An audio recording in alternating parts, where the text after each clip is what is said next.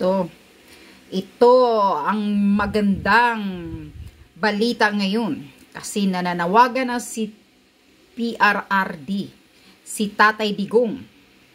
Sa iyo, Tambaloslos Martin Romualdez, ilabas mo sa taong bayan ang audit kung saan nyo ginastos ang pera ng mga Pilipino, ng mga taxpayer. To, galit na si Tatay Diggs. Yan. Ang galing mo, pumuna kay Sara Duterte. Tinanggalan nyo si Sara Duterte ng confidential funds. Which is kayo dyan sa Congress ang pinakakurap, pinakapalpak, kawatan na ahensya. Sabi ni Tatay Digong. Kayo ang pinakakurap na ahensya dyan sa Congress. Ngayon, marami ka ng issue, Romualdez, dahil sa tambaluslos mong ambisyon na maging presidente ka. Huwag kang mag-ambisyon dahil sisiguraduhin naming mga Pilipino na ibabagsak na kayong mga Marcos at Romualdez. To, mga taong bayan, mga DDS, gising-gising, mga DDS, wake up. Sama-sama na tayo. Nagsasalita na si ex-president Duterte. Pakinggan nyo ang sinasabi ni Tatay Diggs dito. Not thinking of my daughter, perceive lang yan siya to be a good candidate. Tama. Pero tuloyan ko na, ikaw na, Romualdez. Pero maghigi ako ng audit. Yes. Ngayon, kung hindi ibigay sa atin yan, I will ask everybody, from the farmer to the businessman, to the church people, to every Filipino, to every soldier and policeman. Yes. Yan. That Talaga. we all demand that we open the liquidation. Lahat para malaman rin namin kung paano ninyo winaldas ang pera namin. Yan. Yan ang panawagan ng ating presidente. Ang tanong, kayo ho ba ay magigising sa panawagan ng ating Pangulong Duterte? Yes. Na ano?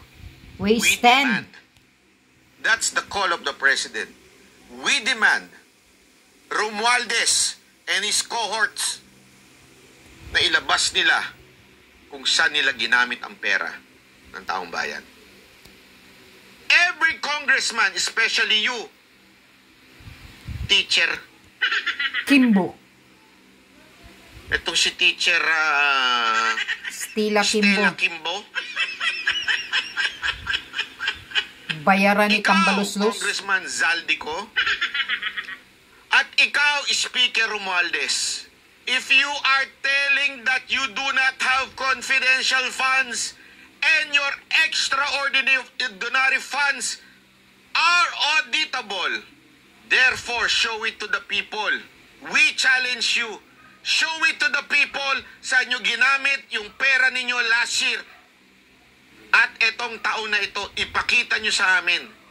If you are really against sa paggamit ng confidential funds, saan nyo ginamit ang pera ng taong bayan? Pera yan ng taong bayan. Sino ho ba dito nagbabayad ng tax? Sana ako dyan. Busit na busit ako. Ito yung nagbabayad ako ng tax. Nagbabayad ako ng tax. Walang biro. Kasi meron akong inatasan na auditor ko na lagi niyang ipaalala sa akin. Sabi ko sa kanya, mula noon, sabi ko sa kanya, wag na wag mong kakalimutan, ipaalala sa akin at kulitin ako pagdating sa tax. I will pay my tax. Kasi I cannot talk with all confidence without paying my tax. Sino nagbabayad ng tax dito? Itaas ang kamay. Parang konti ang nagtataas. Yun nga eh. Pira natin, binaldas ng mga politiko, Sa madaling ng salita, gobyerno. yung mga nagtaas ng kamay at nagbabayad ng tax, ito lang masasabi ko sa inyo. You demand. Correct. Saan ginamit ito mga kongresista especially these three people, Zaldico, Stella Kimbo, and the Speaker of the House. Saan nyo ginamit ang pondong inilaan sa inyong extraordinary fund? Extraordinary funds. Yun nga eh. Pag hindi Ang kayo laki. sumagot, huwag nyong sagutin at sabihin, na-audit na ito ng COA, wala kaming pakialam sa COA. Si Pangulong Duterte, sinabi ni Pangulong Duterte, bayaran ng COA. Yes. Pinabayaran ng COA. Hawak na ni Tambaluslos ang kuwa Wala ngayon. kaming pakialam sa COA. Ilabas nyo sa taong bayan. Kami ang mag-uusga kung ginamit nyo ba sa tama o mali. Huwag sa COA lang. Bakit? Kaya nyo yan eh.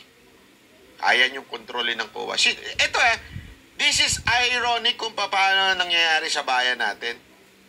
Tanungin ko kayo, mga kababayan. Tanungin ko kayo. Saan at sino ang nagde-deliberate ng budget ng COA? Si Tambaluslos, Romualdez. Tanong ko kayo. Sa kanya lahat. Sige. Di ba walang iba kung hindi Kamara? Kamara at Senado? Ang nagbibigay ng budget ng COA ay Kamara Kay at Romualdez. Senado. Sila nagde-deliberate.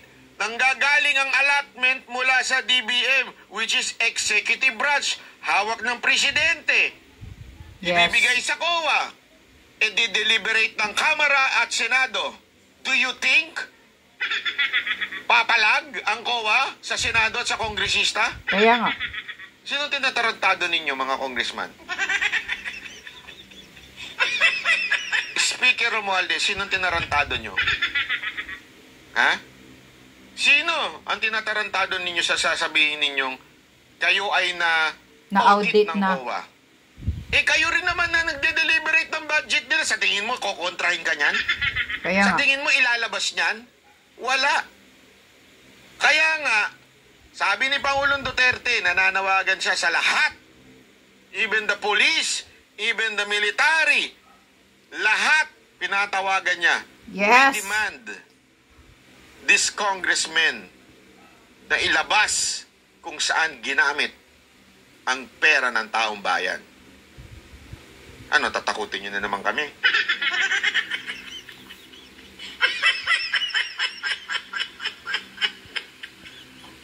Mag-aaral na rin ako sa China.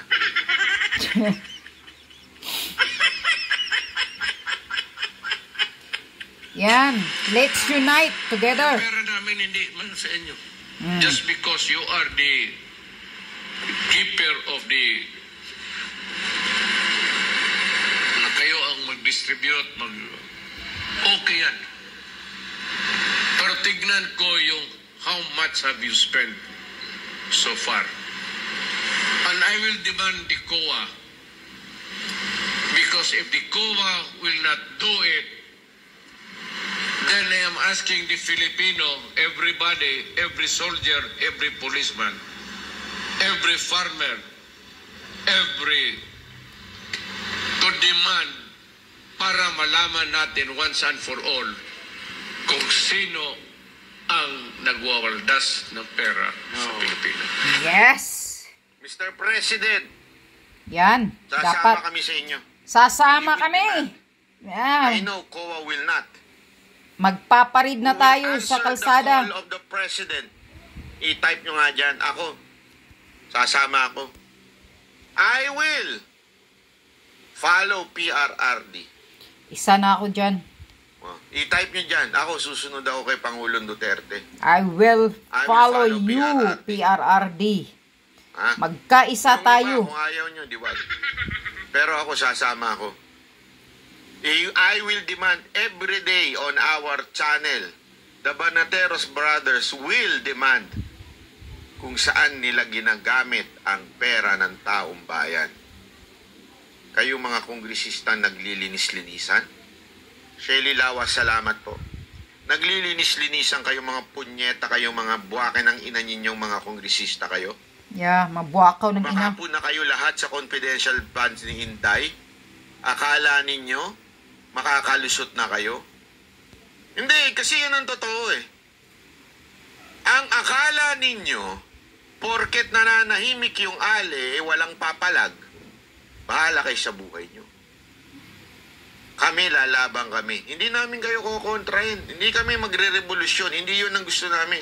Ang gusto lang namin bilang ordinary paying citizen of this country. Mag-revolution tayo. Yun, dapat. Where did you put your budget? Your pork barrel? Saan ninyo nilalagay? Saan ninyo nilalagay ang mga miscellaneous, mga extraordinary funds ninyo? Yeah. Stella Kimbo, ang lakas ng loob mo magsalita ng fake news. Zaldico, ang lakas mo magsalita ng fake news. Nagkaisa nga sila ilabas mo ngayon. Asa ng budget nyo? Saan nyo ginamit? Pinagkaisahan si Sara Duterte. The swallowing congressman. Romualdez, the swallowing congressman. Kaya malaki ang tiyan. Butiti, butod. Paras ni Lisa Smugs, butod. Sabi nga nila, pag malaki tiyan, malaking nalamon. Yan. Pag malaki ang tiyan, malaking nalamon. pag malaki tiyan, matakaw ba o hindi? Matakaw. Matakaw sa pira. Minsan kasi, Romualdez, idura mo naman. Huwag mo iswallow lahat. Sabi ni Tatay Dig, the swallowing congressman. Tama. Kasi masakit sa amin. Ito ang sakit sa akin. Itong mga ibang binabayarang vlogger, sasabing, Inday, patay gutom. Kasi, Pastor Kibuloy, masakit sa'yo, di ba? Sana makinig ka sa akin. Pastor Kibuloy, meron ako sa'yo mensahe. Alam ko kasi, close ka kay Pangulong Duterte. Alam mo yan. I'm pretty sure. Mas close ka naman sa kanya kaysa sa akin, di ba? I mean, mas close kayo ni Pangulong Duterte. Pero alam mo yan during the campaign, na si Pangulong Duterte ayaw talaga doon. Kaya nga. Di ba? Bakit kaya doon bibiin itong Kibuloy na to? Kaya yung mga ensimada vlogger na ginamit ang SMNI as a source, dahil kay Kibuloy. Pastor Kibuloy. Pastor Kibuloy, the same people who uses your program for their own propaganda, maybe this time, it's time for you to take a stand. Dahil kayo mismo, alam niyo yan. Alam ninyo anong tayo ni Pangulong Duterte sa ating administrasyon na ito na si Marcos. Correct. Lucky Porter, maraming salamat. Alam niyo yan, Pastor Kibuloy. Maybe this time, it's time for us to unite. Together, we stand for the President, for the Dutertes only. For the Dutertes only. Yes, for the Duterte only. Let's unite. Pastor Kibuloy, nabudol din kayo eh. Kaya nga, Aminin nyo nabudol. Aminin nyo na, alam ko kayo'y kataas-taas ang pagdating sa church ninyo. Pero aminin nyo na nabudol din kayo. Diba? Tapos eventually, makikita natin, sasabihin nyo na nasasaktan kayo kasi nasasaktan. Sino ho ba nagbabayad doon sa mga vlogger na nananakit kay BP Duterte? Don't tell me mga Iskonian vlogger. Ulitin ko Pastor Kibuloy, who do you think is paying those vloggers who hit on the Vice President? It's not the yellows. The yellows are gone. Nashoot na sila sa inodoro. Wala na ho yan. The pink, wala na rin ho yan. Ay sus, walang kulay na ngayon. Sumisira at nananakit sa inyo, Pastor Kibuloy, walang iba kung hindi ang mga tanso vlogger na binigyan nyo ng puwang sa inyong channel. Sa inyong... Pasensya na po kayo I know na ako'y isang simpleng vlogger lamang at hindi kayo kasing katulad ninyong kataas-taasang appointed ba? O anointed son of God. Hindi ako ganon. Okay? Pero I will say the truth and the truth will always be may, sabi nga, gagawin ko yung sinturon. Dahil yan ang kakapit sa aking buong pagkatao, ang katotohanan. Diba? Sana lang talaga, Pastor Kibuloy, this time, manindigan na tayo, laban para sa ating Dutertes. The PRRD and BP Sara. Nanakaw. Sobra na yun. That's below the belt. And we know that you have been paid to do that. We will not take that sitting down. Kaya tama yung sinabi ng ating dating Pangulo, we need an audit of all the money that are being spent. Hindi lang confidential fund. Ikaw, Franz, kayo nga komunista dyan. Mga komunista. Yung mga left. How did you spend the money all this year? Ayan, hindi man natin to sa mga hinayupak na mga Franz Castro. komunista na to.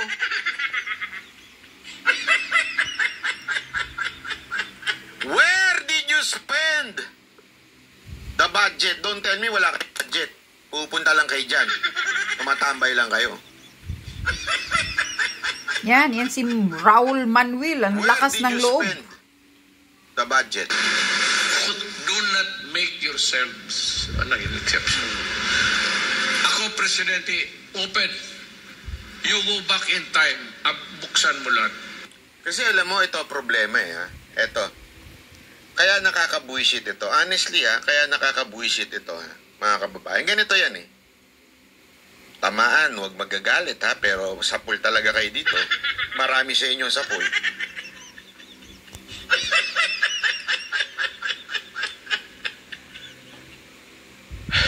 Do you know? The only way, o sabihin na natin, the best way to destroy your children. Dali, banat pa ba't napunta dyan? Papakita ko lang sa inyo. The best way to destroy ang ating mga anak, ang ating children, is when they see you having a double life. Double face. Sa madaling salita, hypocrisy will destroy every children that we have. Yeah. Halimbawa, tatay. Dalawang mukha. Sasabihin niya sa anak niya, anak, huwag kang maglalasing-lasing huwag kang lasinggero Huwag kang dyan huwag kang basag ulo, huwag kang lasinggero dyan Opo, tatay. Tapos uuwi kang lasing.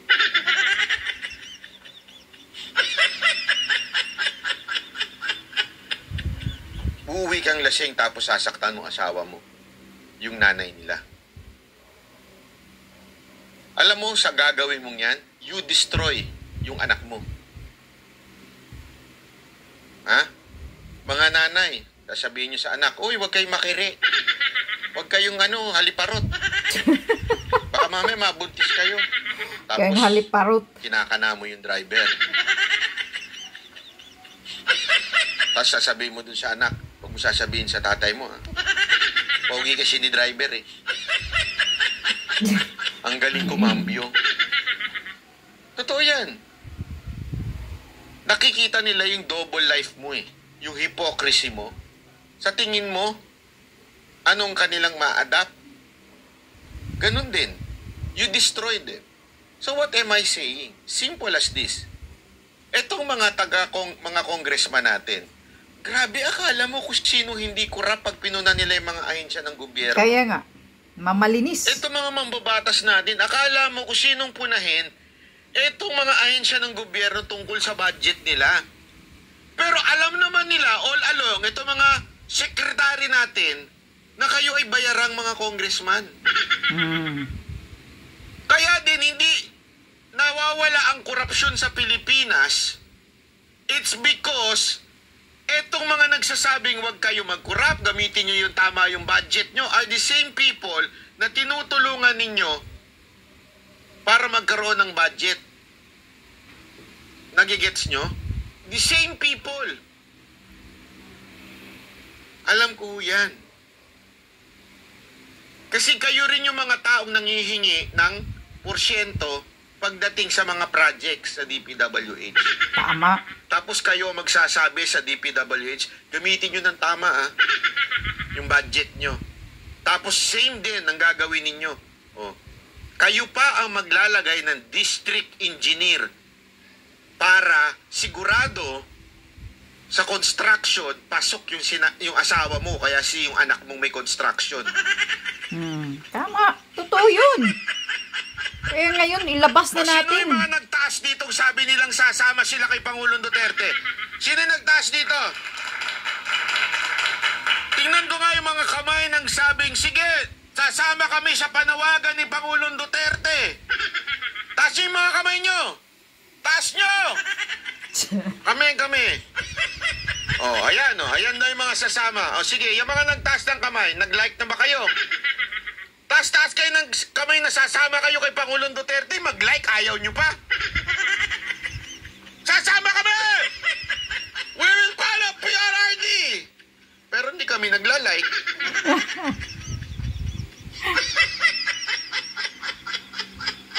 Diba? Yan ang hirap sa atin, puro tayo salita lang. Pero ang totoo nito, minsan kasi, ito problema sa ating mga Pilipino. Ito, diretsuhan tayo, real talk tayo dito. Ang problema sa ating mga Pilipino, ang dunong natin, tayong pinakamadunong. Yes. Sasama kami! Lalabang kami! Yes. Pero yun ang pagdating sa totoo. sunuran na sa karsada, wala na. Walang lalabas. Kayo na lang sumunod. Puro takot, walang yagbols. Di ba? Pagdating sa disiplina, nawawala na. Sasama kami! Tatawid lang sa tamang tawiran, hindi magawa. Tama, mali. Yeah, correct. Hindi, sagot kayo. Kaya nga sabi ko nga sa inyo, kung gusto ninyo sumali sa movement ng Banateros, simulan natin sa bawat isa sa atin. Diba? Ayusin natin yung buhay natin. Sabi ko nga the real change is ourselves. Tayo mismo. Magsimula tayo sa ating sarili. Diba? Tayo mismo. Sa atin dapat magsimula ang tunay na pagbabago. Exactly. Gusto ninyo magbago. Gusto ninyo maayos tong bayan natin.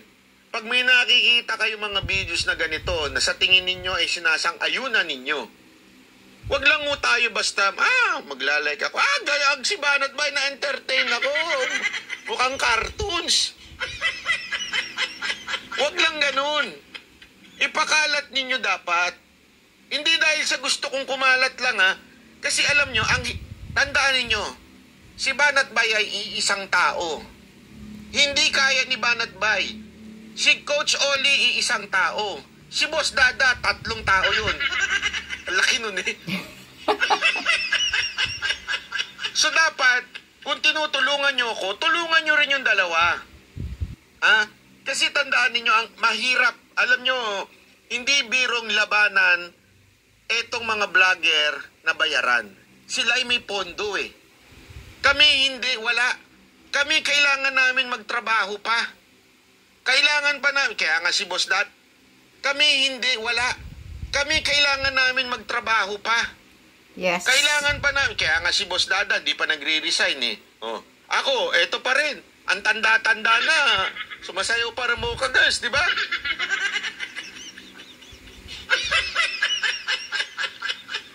Kasi nga sinasabi ko nga sa inyo, kailangan natin magtulungan. Ito na yung kumpas ng ating Pangulong Duterte. Kumumpas na siya. Magkaisa. First time, alam mo, nung napanood ko yung kanyang gigan sa masa, sabi ko, yes! Ang hirap lumaban ng walang pinuno. Hindi totoo Kasi, isipin nyo, araw-araw kami pumuputak dito, araw-araw. Ang hirap, kaliwat kanan ng bomba ng kalaban sa amin. Babantaan pa kami. Kaliwat kanan yun. Ang hirap lumaban na mag-isa. Alam kong kasama ko kayo. Pero iba talaga pag ang kumpas ng galing na sa ating Pangulong Duterte. Tama. Malaking bagay na yun. Kaya ngayon, magkaisa na. Walang biro. Ako, tuwan-tuwa ako. I'm also tayo happy. ito I mean, everyday. Ilan tayo? 2,000. Minsan 3,000. Everyday tayo, sama-sama tayo. Pero minsan, di ba, parang ang hirap. Ang hirap lumaban. Di ba? Tayo-tayo, nila Boss Dada, nila Coach Oli, tayo-tayo lang to. Ang hirap lumaban. Pero this time, nakikita na natin, mga katulad ni Sas, si Rocky, nagalit na rin. Eto na si Pangulong Duterte. Nagsisimula na. Sama-sama na tayo this time. Tulungan tayo. Kung kayo ay dating tanso. Sino ba dito yung dating tanso? Meron ba ditong dating tanso? Meron ba ditong dating tanso? Wag ko kayo mahiya. Sige na wag ko kayo mahiya. Kung dati ko kayong napaniwala at nabudol, it's okay. Walang problema yan. It's okay if dati kayong tanso. Taas nyo ang kamay nyo. Ha? Sige na, pati paa nyo, itaas nyo na rin. Hindi ko masama. Lahat nga tayo nabudol si VP Sara nga nabudol Yeah. Huwag kayo mahiya.